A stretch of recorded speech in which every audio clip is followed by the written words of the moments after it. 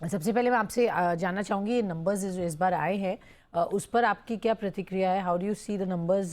PAT nearly double हुआ है but margins गिरे हैं 10%, इसका क्या खास वजह थी? हाय, कैसे हैं आप? तो बेसिकली ओवरऑल बिजनेस काफी अच्छा गया है इस पर्टिकुलर क्वार्टर। हमारा जो जीएमवी है वो हाईएस्ट एवर आया है इस बार।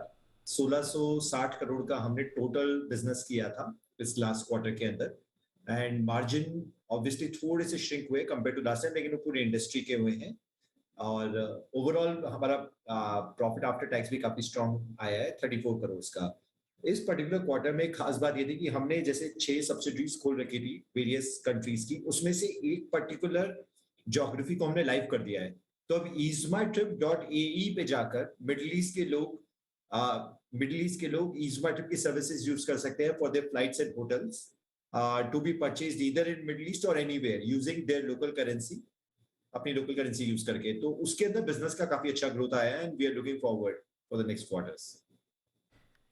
लेकिन जो मार्जिन्स ड्रॉप हुए हैं उसका उसकी क्या खास वजह है? Why have they dropped? और अगर ग्रोथ की बात करें, booking for air, train and बस ट्रैवल वो कैसी दिख रही है?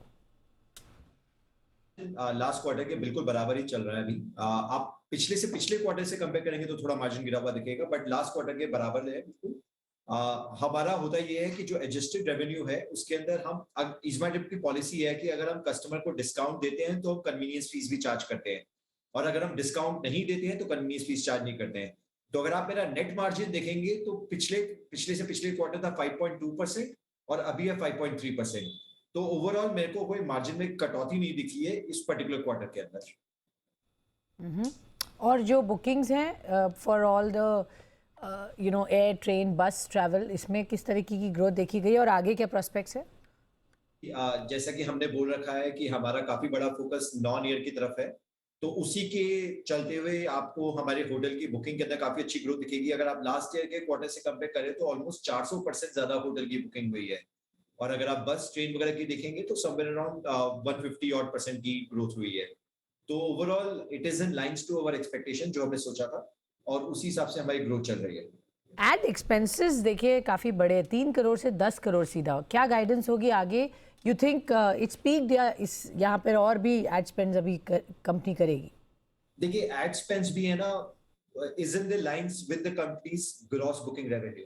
अगर आप एक साल पहले का देखेंगे टोटल बिजनेस, क्योंकि कोविड वेव 2 चल रहा था, तो टोटल बिजनेस 350 करोड़ का था जो अब 1600 करोड़ का हो गया है।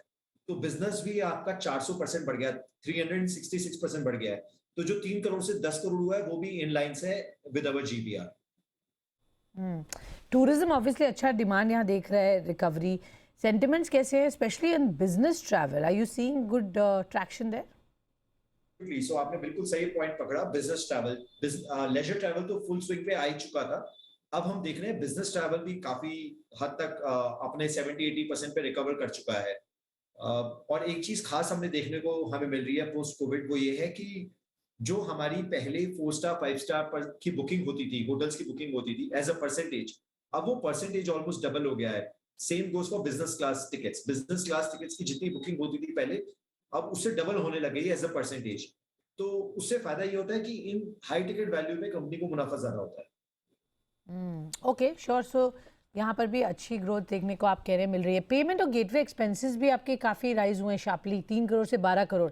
इसकी क्या वजह थी और क्या नेगोशिएट करेंगे इसमें गोइंग अहेड, और is it mainly because top line में अच्छी ग्रोथ देखी गई है? बिल्कुल वही, टॉप लाइन आपका 400% बढ़ गया है, तो ये भी 4% बढ़ा है। हमारा सारा बिजनेस ऑनलाइन है, हम कैश पेमेंट नहीं लेते हैं। 100% पेमेंट आपको हमारी वेबसाइट के और ये हमारी ऐप पे देनी पड़ती है, तो हर पेमेंट के ऊपर पेमेंट गेटवे चार्ज लगता है।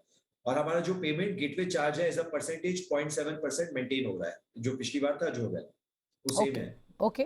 क्विकली एक आखिरी सवाल आपसे समझना है, प्लान्स क्या होंगे FY23 में? सेगमेंट डाइवर्सिफिकेशन की तरफ क्या आप देख रहे हैं? Growth strategy for this year कैसी रहने वाली है? क्या टारगेट्स रखे हैं आपने? कंपनी की ग्रोथ बहुत अच्छी चल रही है एयर टिकटिंग के अंदर, वो हम कंटिन्यू रखना चाहेंगे, but primarily there are 3 focuses on the company side. One is to grow internationally. हम basically we want to serve not just Indians but people abroad as well. हम इंडिया में रहते हुए we are the only profitable OT in India. तो imagine कीजिए हम इतने cost efficient है इंडिया के अंदर, अगर हम कंपेयर करने जाए अपने आप को बाहर की कंपनियों से, तो हम कितने कॉस्ट एफिशिएंट निकले हुए हैं उससे। तो हम बेटर सर्विसेज ऑफर कर सकते हैं, बेटर प्राइस पे कर सकते हैं।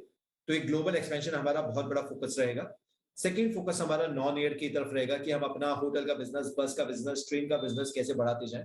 और थर्ड फोकस हमारा रहेगा एक्विजिशंस का।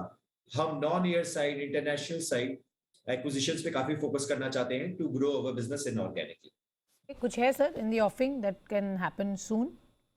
ड्यू डिलिजेंस चल रहे हैं, I may not be able to say, but काफी कंपनीज की ड्यू डिलिजेंस चल रहा है इस time. Sure. So international focus और आपने कहा कि नॉन एयर पर फोकस रहेगा, ये दो चीज़ें हैं जो इस साल आप देखेंगे। बहुत बहुत शुक्रिया हमसे बात करने के लिए Prashant, lovely to have you on the show. तो ये थे ईज माई ट्रिप के को फाउंडर हमारे साथ बातचीत करते हुए। नंबर्स पर आगे क्या है आउटलुक वो भी बताते हैं।